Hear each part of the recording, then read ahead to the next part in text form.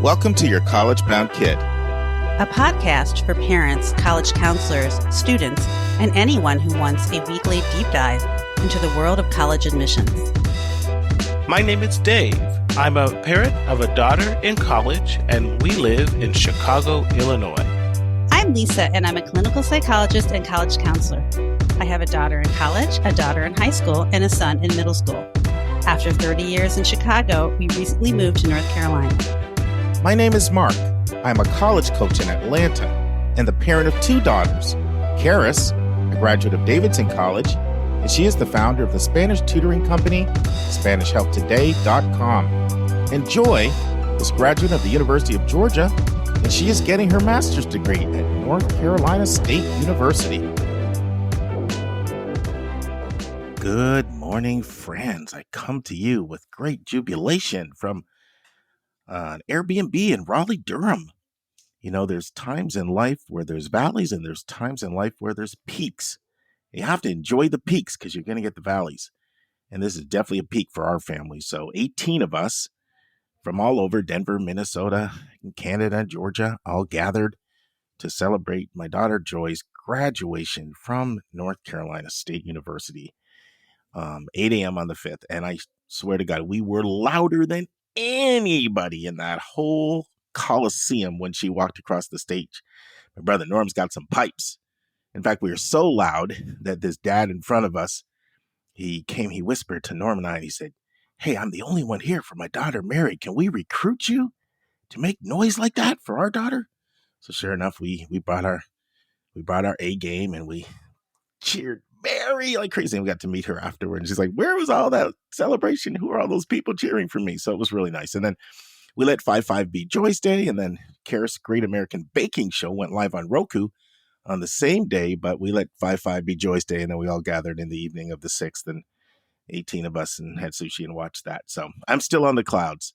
But today what I'm going to do is I'm share my thoughts on a little bit of an evolution of my thinking on a different approach you can take toward college tours. And then we'll hear the last part of Lisa's interview with Lynda Doepker on ideas, tips to help transition from high school to college successfully. So if you've heard my teaching in the past when it comes to college tours, I'll just summarize a few of the things I've emphasized. I've done at least 4 segments on tours going back to the start of the podcast. Of course, we're in year 6, so, 4's not once every year and a half or so. Not too long ago, I talked about the 4 Ps when trying to decide which schools to visit. I said, take a look at your priority schools. Take a look at the proximate schools, meaning schools that are close to you. Take a look at the practical schools. Practical could mean anything from, we're going to be visiting Uncle Joe in Columbus, Ohio, so why don't we check out colleges when we're there? Or practical could also mean, hey, look, there's 3 schools here, and they're all within like 90 minutes of each other. So if we take a trip here, we can visit 3 at once. And then we've talked about 4th P, price, making sure it's within the budget. So we've talked about that. I've also talked about what to do on a tour. I've talked about doing copious research, both on the school's website as well as ancillary websites. Talked about taking advantage of all the virtual events and interactions with reps and social media and newspapers and sources like Zeme, and learning everything you can and whittling it down to a manageable number of schools. And then when you visit, I've talked about doing an in-depth visit, not just the info session and the tour, but meeting with anyone who's important to you that you arrange in advance. So you're thinking about playing lacrosse, you meet the lacrosse coach. Biology is important to you, you set up a meeting with the biology teacher, possibly sit in a class. Concerned about residential life, you set up a meeting there. Concerned about post-job options, meet with the career center. Got an eating allergy? Meet with somebody over dining services. I've talked about having lunch in the dining room and people watching. And I've talked about talking to at least 10 students before you leave. And all these things are great, and they're the ideal, and I don't walk back any of that. It's all an amazing plan. The problem is it often doesn't work in the real world for 2 reasons. One, lack of time or money to implement this plan. So people start the college process all different times. And when they come into the process, several things are working against this sort of ideal plan, which I still stand behind as the plan A. One, you don't want to miss too much school. Two, you don't want to go on the campus that's completely closed down and barren. Three, you got to coordinate it with parents' work schedules.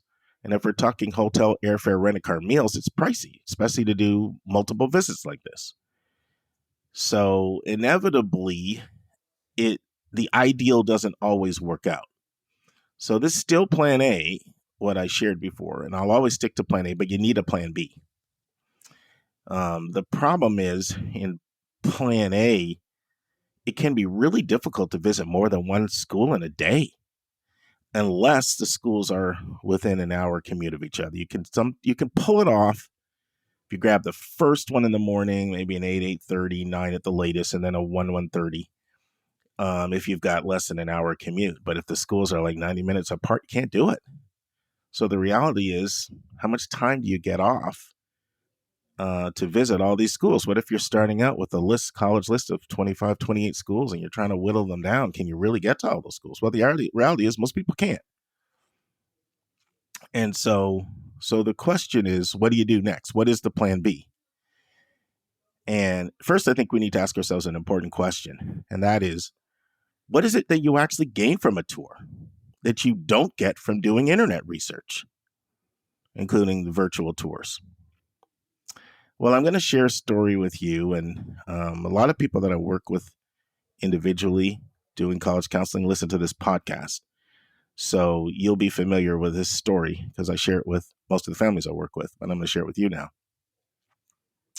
Let's say you live in Los Angeles, but it could be anywhere. You could live in Detroit, Michigan. You could live in Chicago, Illinois. It doesn't matter where you live. Let's say you think of wherever you live.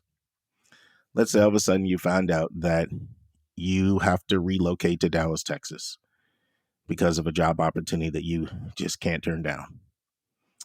So one of the questions that's going to pop into your mind is, where are we going to live? Okay, like specifically live. We got to be in Dallas, but where are we specifically going to live?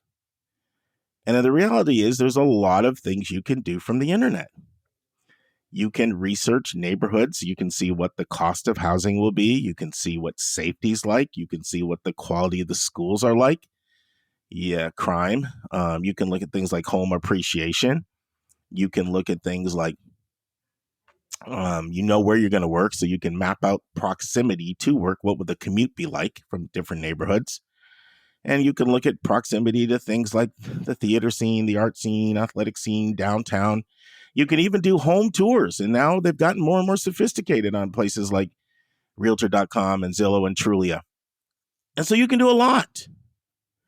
But I'll tell you, when we moved from Westchester, Pennsylvania to Fairburn, Georgia, just south of Atlanta, we took 5 trips.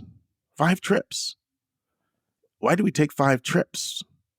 Well, part of it was, interviews and things like that. But one of the main reasons why we took those trips is because we realized there's limitations on what you can do from the internet when it comes to evaluating a place. And there's really no substitute for a realtor taking you into a neighborhood, seeing the houses in person, getting a feel for the area. And we bought our house because we liked the 6 lakes that were there, and we liked the landscaping. And we chose it over a neighborhood about a mile away with bigger homes because of feel. And that feel was partly created by the trees, the landscaping, and then all the water, the lakes. And I would argue that what you miss out the most in real estate or internet research when it comes to college is feel. And feel is really important. I'm always telling people, trust your instincts, trust your gut. So the question is, can you get feel of a college campus in less than that 4-hour visit that I described earlier? And I would argue that oftentimes you can. Things like the architecture of the place really impact feel. The campus setting really impacts feel. And that's lots of things. It's things like, is it self-contained, enclosed, more like a bubble campus? Or does it bleed into the city? What are the trees like? The landscaping, does it feel tight and packed, or does it feel spread out? And then, of course, it's the people that you meet and just watching and observing. All these things impact feel. And while the 4-hour visit is infinitely better than the 1-hour visit, it feels almost sacrilegious to say this, but I'm going to say it. Sometimes the 1-hour visit is enough to know if you want to keep a college on your list, if you couple it with copious research. I was talking with Julia just the other day before I ran this, because I said, Julia, I'm thinking about doing a Monday episode on a different kind of college tour that's, while not the ideal, it can be a good plan B. And I bounced it off her. And she said several things that was exactly what I was thinking. First thing she said is, I'm all about the parachute tour. I like that name for it. She said, summer is a good time. It's good enough to get feel, which I would agree. And then she said something else. If you don't like how it looks, you don't like how it looks, and you probably don't want to go there. So I basically advocated for that 1 tour a day approach in the past, unless they're within an hour of each other. But what if you only have 2 days, not counting travel? Let's say you're going to Los Angeles. 1 day's mostly travel. You got 2 full days there because that's all you have off. Well, you could do self-guided tours at UCLA, USC, Occidental, hit the Claremont colleges up, or maybe some others you're interested in. Maybe it's Caltech, or you possibly can even get to Pepperdine. I mean, there's, Loyola Marymount. I mean, there's a lot of schools, Chapman. You could hit multiple schools up in the area if you can really do maybe an hour self-guided walking tour, still throw in some top conversations with students, particularly if you're interested. And I'm not saying, and this is important, that you've seen enough to now enroll in the school. But in many instances, you will have seen enough to know if you want to keep a college on your college list. You go to Boston, a bunch of schools you want to see just had a couple of days. So you want to get to BU, you want to get to BC, you want to get to Tufts, you want to get to Northeastern, maybe throw in Wellesley. A lot of people are Harvard curious. They're that close. You got to get by, see that. Or maybe MIT. And you still could have time to get to Worcester. See Holy Cross, WPI, Clark. And in that 1 hour, 1.5 hours, you could see 3 in a day. And oftentimes know at least enough, coupled with all your other research, whether or not you want to keep it on the college list. Now, there is some danger here, and that is a little bit of knowledge sometimes is dangerous. Case in point. Lisa and I this week spent about 4 hours on High Point's campus. She had to leave a little bit earlier than I did. I think she was probably there 3.5. I was there 4. And I'd spent about an hour at High Point's campus in the last 2 years. Well, I got a very different impression this time than I did last time. So there is a danger in thinking that, okay, now I've got this place down. But here's what I'll say. And, Julie and I were talking about this. We completely agree. Most of the time, if we've been on a campus for 1 hour, the impression that we have after the 4th hour is very similar to the impression we have after 1 hour. Usually not that dissimilar. So what I'm saying is that the 1 hour visit is better than no visit at all. I've modified my view. And I've accepted that it just may be practical. If you want to include a visit as part of your initial research, if you're trying to look at 20 schools initially, or 15 schools, or 25 schools, and you like the idea of setting foot on that campus and incorporating at least part of that into your assessment as to whether or not you want to go on. Now, I don't like that to be the only thing you do and then you enroll. I realize sometimes that's what under-resourced families have to do, or people that start really, really late in the process.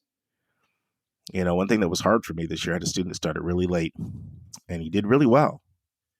Applied to quite a few schools. He applied to 18. He got in 14. He was only able to rule out 7.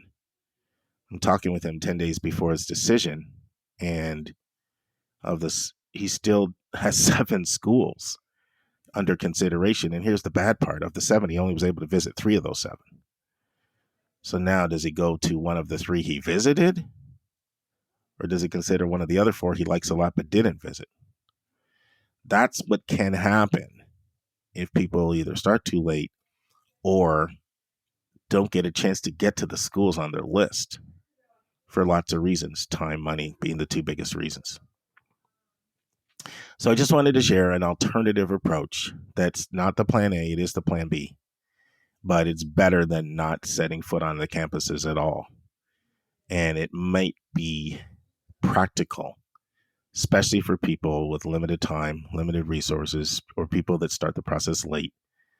And this is mostly applying, of course, to people that are doing out-of-state searches and searches outside the region. It's difficult to get to the schools on your list. And so I just wanted to share it as an alternative approach to visiting colleges. And now this week's interview with a special guest.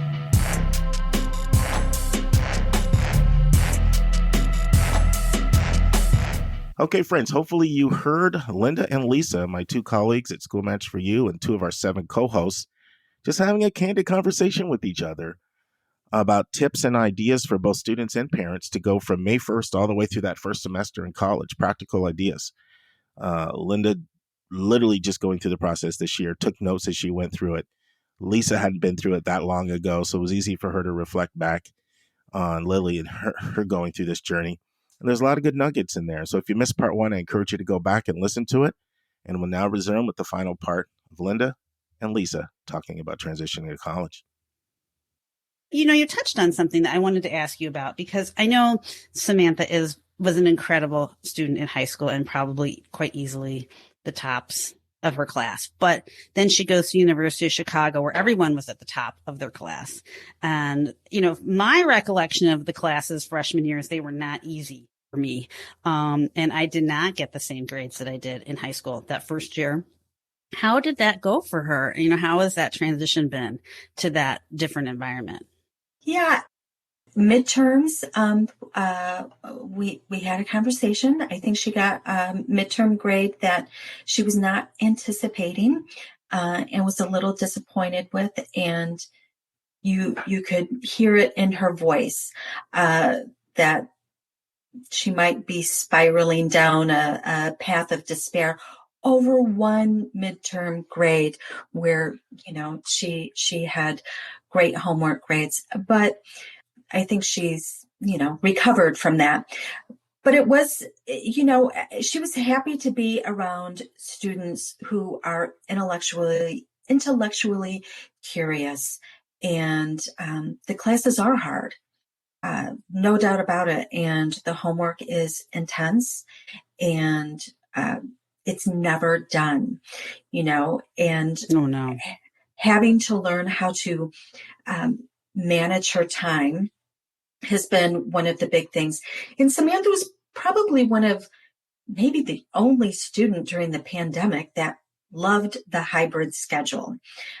She really liked, going to school 2 days a week and then having 3 days off. She's like, I can get my homework done and do whatever else I want.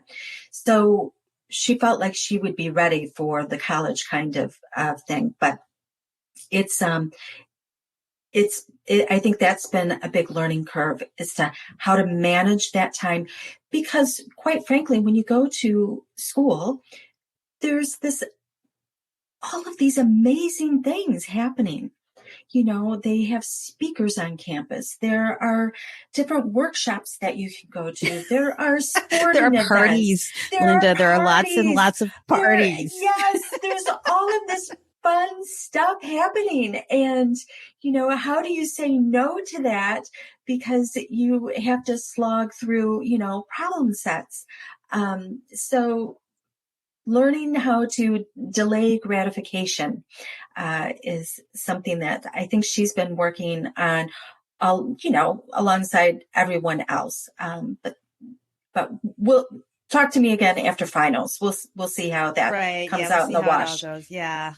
I mean, yeah, it's certainly a transition, with that. So, you got her off to school, right? She's there. She survived midterms, more or less. And then she comes back for Thanksgiving, maybe the first time you've seen her since she left in September. What was that like? Well, it was very exciting, for her dad and I to see her. And she brought home her dirty laundry. Of course. Which is okay. And I told her, because she was talking about, I have to do my laundry. I'm like, oh, just bring it. I've got to do laundry anyway. So just pack it up, bring it home with you. But we really didn't see her a whole heck of a lot because she got to visit with her friends, which was that's good. the thing. Yeah. And quite honestly, she had a lot of homework. The Thanksgiving or fall break it may be a break from going to school, but the homework did not stop. And so we were prepared for that. Again, thanks to all of my been there, done that friends, that she's going to have homework, and it's not going to be a week of, seeing your kid and all of that kind of stuff. She was busy. No, and I think a lot of parents, particularly, like, it's their first kid going to school, and then they come home and they're like, all right, we have all this family stuff planned. We're doing this and that. And then the kid's like, I'm sorry, I'm going to go see my friends. Like, I didn't really come home to see you. Like, I haven't seen my friends. And I think people are just kind of taken aback and surprised. And too, like, if your kid has now had, let's say, 3 months of going out until whenever, and, coming home at 4 a.m, or, and then they come back to your house, and maybe you had some regulations around that, before they left. And then there can be conflict there. Did you guys experience any of that, or was she just too, saddled down with homework to get into any kind of trouble like that? No trouble like that. She did go out and visit her friends, and because she's a freshman, her friends are all in the same boat. So I think it was a lot of, comparing notes and but she definitely sleeps later than she did before she went to college. So that wasn't too bad. But we'll see how that changes as time goes on. Because I know how I was at that age, and I would have been out much later than she does typically go out, but we'll see. Yeah. We'll see. Well, and I think too, like, I think the kids they kind of want to come home and they want their independence, right? But they want you to do everything for them. They also want to be mommed, I feel like, which is it's not that hard to do your laundry at school. It really isn't. In the case of my daughter, she had a washer dryer in her apartment. Like, right there, like, not that hard, but like, I think there's something to her about having me do it, right? Because then she feels like still taken care of, which is, really irritating for me.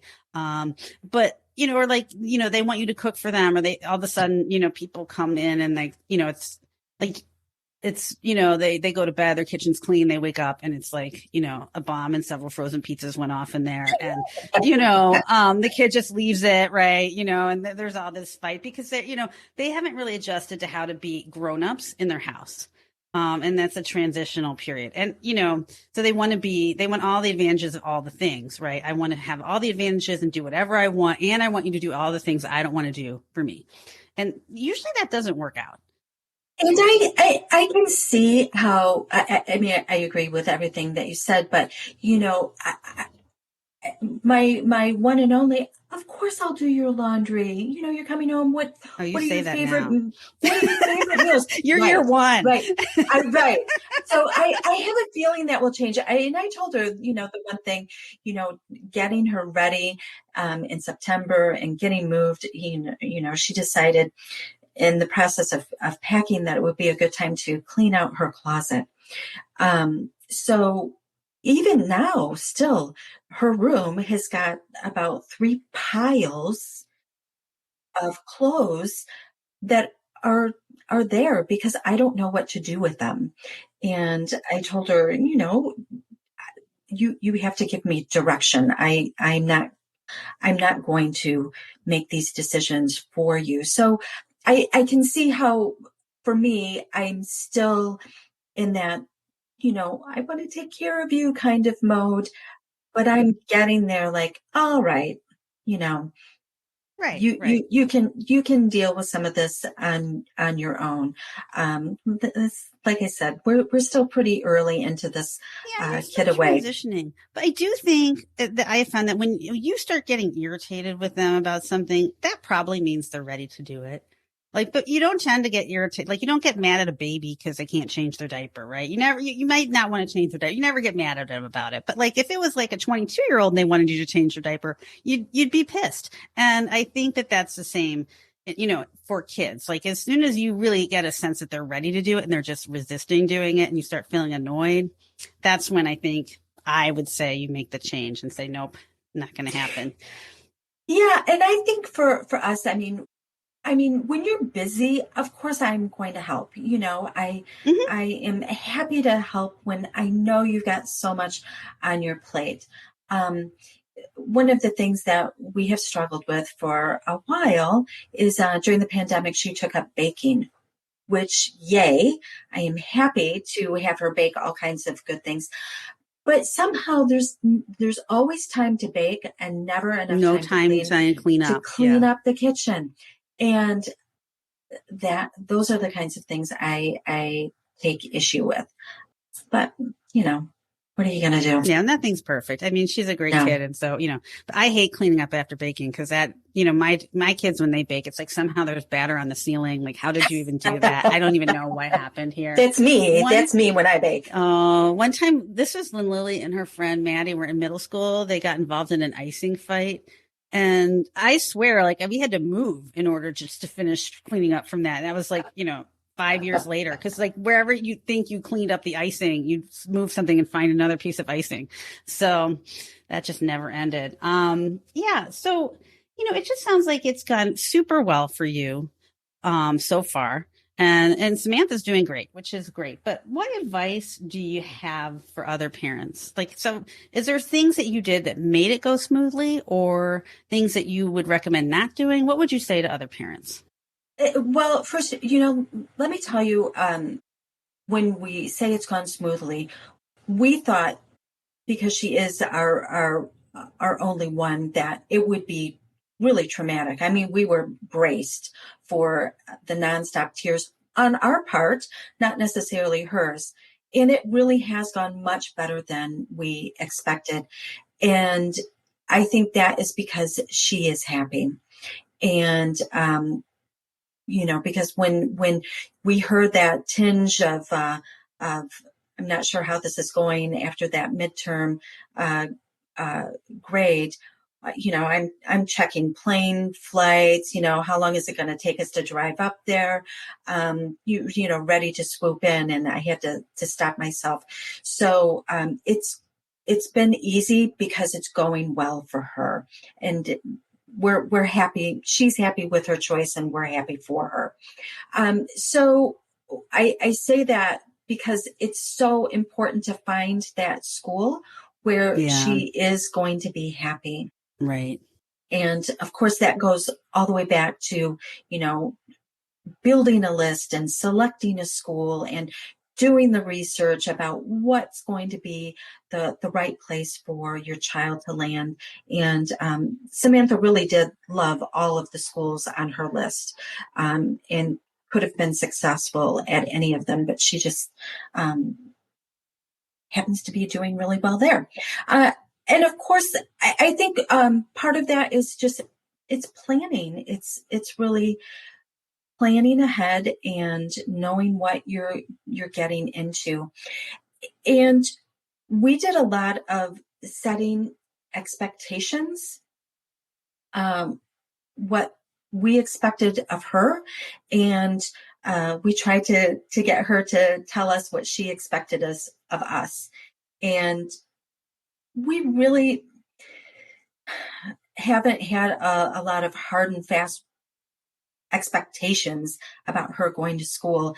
There are so many opportunities, and we wanted her to, try some new things, meet people. We don't want you to be holed up in your dorm room all the time, which she's a natural introvert, so it could happen.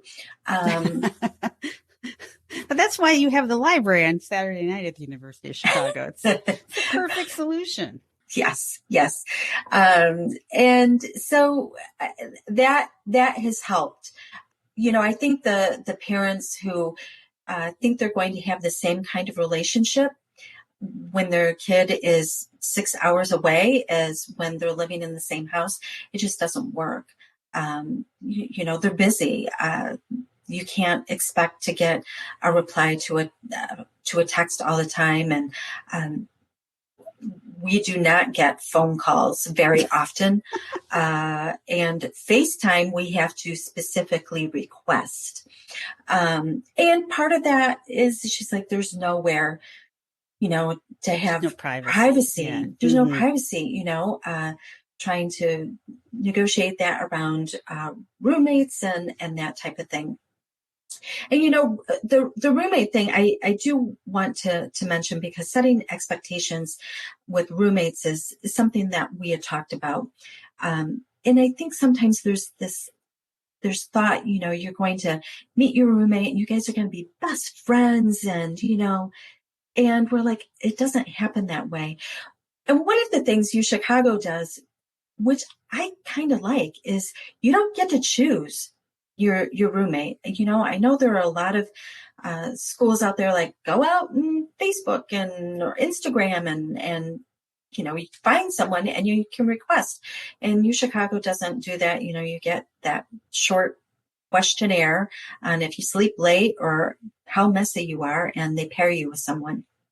And we really talked about, it's more important that you have a good roommate relationship, meaning you're respectful of one another, than to go in with the expectations that you're magically going to find your lifelong best friend.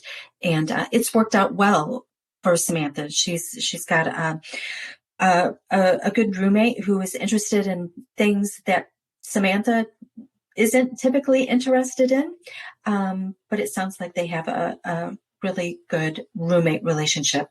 Yeah. I mean, there's so many points of potential problems, I think. Yeah. As much as there are so many points for potential successes and joy. You touched on a lot of that, contact with kids. I mean, a lot of people feel like their kids are neglecting them, but I think a lot of it is that their child is trying to separate emotionally from them. And in my experience, when people do that, it usually is not a pretty thing. They don't just sit down and say, listen, mom and dad, I really love you, but I just need to not run to you every time there's a problem. So I'm not going to call you for weeks on end. And please don't take it personally, right? They don't do that. It's just, they just do it. And then they're really snarky with you when you ask them about it. So, I mean, but that is a really normal thing. So my daughter is now in her junior year, and she FaceTimed me, and in fact threw Lynda and I off of this software a little while ago. And by doing so, but Linda's, was like, how did that happen? Why is she FaceTimed? But it didn't happen her freshman year, but now, things are more settled. She knows she can live on her own. She's, separated from us in that way. So it's fine to have more contact, casual contact. But I think the main thing to do with your kids is really just to listen and see where they're at. Samantha had a little moment, but you didn't panic. And I think a lot of times with freshman year, you don't want to overreact to a kid's first problem. Now, if there's a lot of problems, then yeah, you want to react to it, but a bad grade, it probably, isn't really the end of the world. Right then, and homesickness might come up, and you just kind of have to coach them through that. And, again, if it's really not a great fit, if they're really not happy, if it's not going well, then I think that's when you look at those other solutions, but don't start there. Agreed. And Lisa, I have to tell you, I actually asked the question probably a month or so, and hey, are you homesick? And the answer was no. So I think that's the other thing you have to be prepared for, is they're not going to be homesick. And we know that she's never coming home. She may be coming home for visits. She may be coming home for a summer, but those days of, all of us living in this small town in Missouri, those days are gone. She's not coming back to the farm, so to speak. Yeah. And I guess I would just close with saying, like, you made such a wonderful point about picking the right school for your kid, helping them pick the right school for them. And that takes a lot of work on the front end. And, I worked with Samantha a little bit, and I saw how much, that you guys did with that. And I mean, it is time consuming and it is stressful and it is all those things, but also it really kind of sets you up to be successful in the long run. And that's why we have this podcast. That's why we do what we do, because we want, like, Samantha's situation to be for every single kid who goes to college. So just to, if you have kids who are not there yet, really invest the time in trying to make sure you have that right fit for them. It is worth all of the effort to do that on the front end, definitely.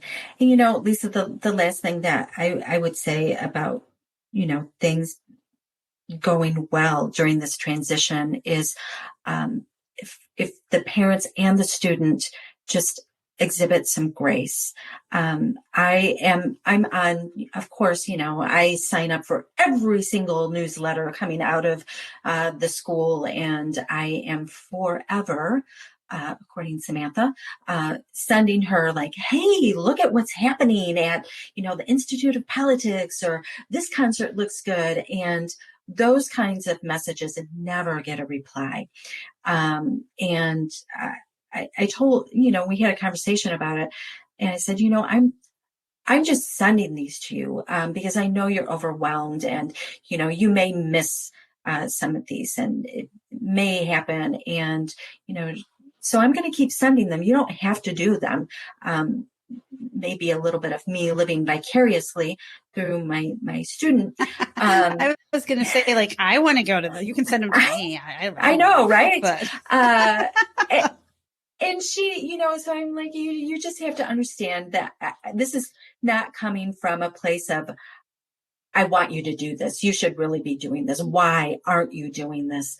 And, she's like, okay, just kind of letting her know where I'm coming from, and hearing from her, saying, I can't call you because I am in the library for all this time. And, people shoot daggers into you if you rustle your papers too loudly, kind of thing. And trying to find that balance has really helped understanding where each of us is coming from. Yeah.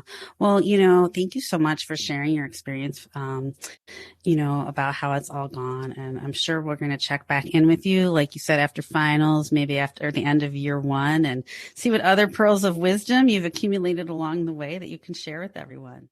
Yeah. Just be kind to yourself and your child during this crazy time. That's what it boils down to. Yeah. Well, Lynda's been on the podcast before, so I'm not going to put her on the hot seat today unless you really want to be on the hot seat. I do not. Okay. So I think, we make you go through it once. It's optional for the rest of the interviews that you do. But thank you so much. It was so great to talk to you about all this. Lisa, always a pleasure to talk with you. All right. Thanks. Take care. On Thursday's episode, Vince and I will be discussing how some high schools are throwing rejection parties to help kids cope with all of the denials they're getting in the college application process. Lisa and I will answer a question from a listener, and we'll have a final part of Lisa's interview with Dr. Christine Gagelhoff. Excellent interview on advice for music majors. And we'll close out with Sylvia Borgo from San Diego discussing what a wonderful opportunity the Semester at Sea program can be for students, parents, and even retirees. Friends, at the bottom of all my emails, I have a quote. I've shared it once before, but I'll share it again. It simply says this: your attitude, not your aptitude, will determine your altitude. Did you catch that? Let me rephrase it for you. Your mindset, not your smarts, will determine how far you go in life. See you on Monday, friends. And that's our show. A big thank you to you, our listeners, for tuning in this week. If you find this podcast helpful, please follow us and you'll get every single episode. as soon as it is released. If you're interested, there are a few ways you can really support our podcast. You can click the share button and send it to your friends and acquaintances. You can help us pay our staff and our expenses by donating on our website. You can write a review for us on Apple or Spotify. I'm the producer of the podcast, but we have a fantastic team of 15. Shout out to our co-host, Dr. Lisa Ruff, Dr. David Williams, Lynda Doepker, Susan Tree, Vince Garcia, and Julia Esquivel. And to our substitute co-host, Sylvia Borgo. Our sensational sound engineer is Nemanja Motvich. Our amazing music is from Victor Allen Weeks. Marketing designs are from Kimberly Blass. Lily Parikh manages our Instagram. Our image editor is Talha Khan. Joyce Ducker does our website episode updates. And our webmaster is Stylianos Dimitriou. And if you want to have a coaching session with Lisa, Lynda, or me, just text me at 404-664-4340. If you have a question you want us to answer, or if you have a recommended resource or article you think we should discuss, just send it to questions@yourcollegeboundkid.com. Our favorite method is for you to record your own voice at speakpipe.com/YCBK. By the way, check out our website, where you'll find lots of content that is not on any podcast app. Our website is yourcollegeboundkid.com. If you want to learn about other hot admissions topics, follow us on Twitter at YCBK Podcasts. We think of you as our listening family, and we look forward to meeting again with you every single Monday and Thursday.